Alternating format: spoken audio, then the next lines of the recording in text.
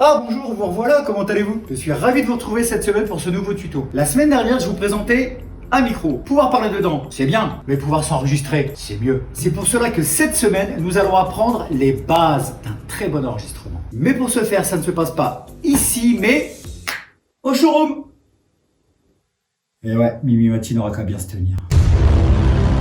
Si vous voulez maîtriser l'art de l'enregistrement, il faudra suivre ces 4 étapes. Qui est-il?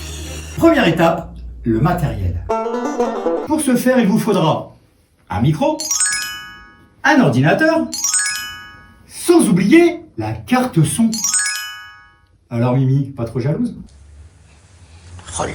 Et comme vous êtes curieux, vous allez me demander pourquoi une carte son.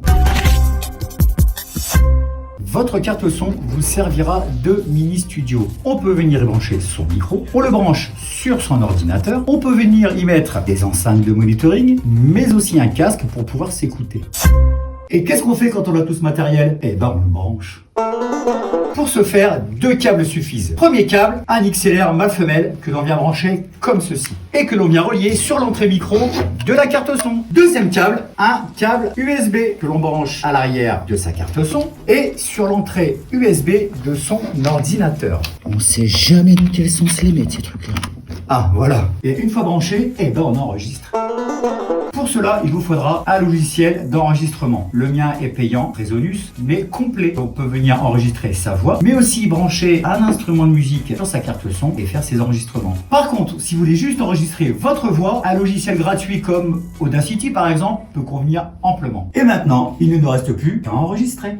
Bonjour, on y va, c'est mardi, le maximum d'ambiance ce soir, on est chaud, les mardis, tout le monde dans la table, on est parti. Une fois que c'est fait, il ne vous restera plus qu'à traiter votre enregistrement. Comme par exemple, rajouter de l'écho, augmenter les volumes, mettre du flanger, mettre du shuttle. Si cette partie traitement de son vous intéresse, laissez-moi un petit commentaire et ça pourra peut-être faire l'objet d'un prochain tuto. Et voilà, une fois le son traité, il ne nous restera plus qu'à l'enregistrer. Cette carte son IMG Stagline est disponible sur mon site seblocation.fr au prix de... Ah ouais, c'est pas cher. Mais raison 2. Merci de m'avoir suivi. Je vous donne rendez-vous bientôt pour un prochain tuto. Moi, en attendant, je vais faire un petit enregistrement avec Mimi.